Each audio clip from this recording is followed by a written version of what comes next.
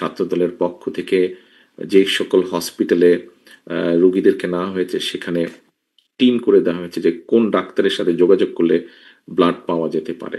দেশের জনগণের সুদৃঢ় ঐক্য চাইলে কোনোভাবেই আমরা মনে করি সংখ্যানুপাতিক নির্বাচনী ব্যবস্থা চালু হওয়া উচিত না।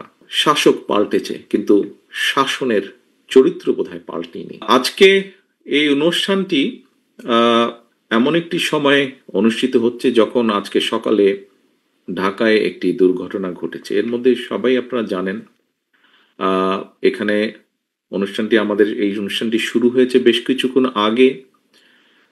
এখানে বিভিন্ন ব্যক্তি যারা বিগত 17 বছর ধরে বিভিন্ন নির্যাতিত হয়েছেন, বিভিন্ন পেশাজীবী মানুষ তাদের পরিবারের সদস্যরা তাদের অত্যাচারের বিভিন্ন বর্ণনা এখানে তুলে ধরেছেন।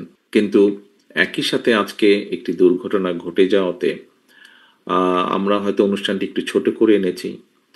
এরই ভিতরে আমি আপনাদের সামনে বলেছি মাত্র কিছুক্ষণ আগে, এরই ভিতরে আপনাদের সাথে এই অনুষ্ঠানে থাকাকালীন অবস্থায় আমি আমার বিভিন্ন নেতৃবৃন্দের সাথে কথা বলছিলাম। আমাদের বিভিন্ন অঙ্গ সহযোগী সংগঠনের নেতৃবৃন্দকে দায়িত্ব দেওয়া হয়েছে, উত্তরায় যারা আছে কেন্দ্রীয় নেতৃবৃন্দকে যাদেরকে দায়িত্ব দেওয়া হয়েছে বিভিন্নভাবে সহযোগিতা করার জন্য। আমাদের দলের ড্যাব সহ বিভিন্ন চিকিৎসকবৃন্দ যারা আছেন তারা এর মধ্যে কাজ করছেন, বিশেষ করে বার্ন ইউনিটে যারা কাজ করেন তারা গিয়েছেন সেখানে কাজ করতে।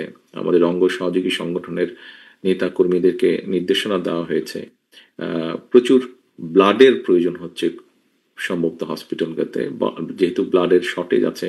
এরই মধ্যে আমাদের কর্মীদেরকে নির্দেশনা দেওয়া হয়েছে যে সেখানে গিয়ে ব্লাড ডোনেট করার জন্য ছাত্রদলের পক্ষ থেকে যে সকল হসপিটালে রোগীদেরকে নেওয়া হয়েছে সেখানে টিম করে দেওয়া হয়েছে যে কোন ডাক্তারের সাথে যোগাযোগ করলে ব্লাড পাওয়া যেতে পারে। আমরা আমাদের একটি রাজনৈতিক দল হিসেবে আমাদের অবস্থান থেকে আমরা চেষ্টা করছি।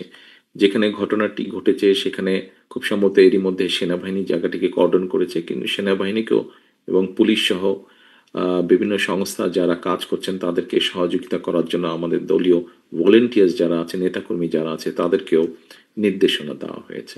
এই বর্তমানে যে অন্তর্বর্তীকালীন সরকার, যার কাছে দেশের প্রত্যেকটি শ্রেণী পেশা মানুষের একটি আকাঙ্ক্ষা আছে, যারা রাষ্ট্র এবং রাজনীতি সংস্কারের জন্য অনেক সময় ব্যয় করছেন, মাসের পর মাস ব্যয় করছেন, বাট খুব দুঃখজনকভাবেও দেখি যদি আমরা, তাহলে দেখব যে প্রায় 1 বছর হয়ে যাচ্ছে, আর কয়দিন পরেই 1 বছর হবে। কিন্তু এই 1 বছরের গণ অভ্যুত্থানে যে শহীদদের একটি তালিকা হতে হবে সেই তালিকাটি কিন্তু এখনো চূড়ান্ত হয়নি। একজন রাজনৈতিক কর্মী হিসাবে আমার কাছে মনে হয়েছে যে দীর্ঘ 1 বছরেও শহীদদের সংখ্যা চূড়ান্ত বা তালিকা চূড়ান্ত করতে না পারার যে বিষয়টি, ভবিষ্যতের ইতিহাসে এটা হয়তো একটা আমাদের সকলের জন্য একটা চূড়ান্ত ব্যর্থতা হিসেবে একটা চিত্রায়িত হবে বিষয়টি। বাংলাদেশে সংখ্যানুপাতিক নির্বাচনী যে ব্যবস্থা প্রবর্তনের অর্থ কিন্তু রাষ্ট্র এবং রাজনীতিতে বিচ্ছিন্নতাবাদ, ফ্যাসিবাদ, চরমপন্থার বিকাশের পথ সুগম করে দেওয়া। সংখ্যানুপাতিক যে নির্বাচনী ব্যবস্থা এটা কিন্তু বিভ্রান্তিমূলক সমাজ সৃষ্টি এবং সরকার অস্থিতিশীলতার কারণ হয়ে উঠতে পারে বা উঠবে। বাংলাদেশের প্রেক্ষাপটে দেশের স্বাধীনতা, সার্বভৌমত্ব হুমকির সম্মুখীন হয়ে পড়বে। দেশের জনগণের সুদৃঢ় ঐক্য চাইলে কোনোভাবেই আমরা মনে করি সংখ্যানুপাতিক নির্বাচনী ব্যবস্থা চালু হওয়া উচিত না।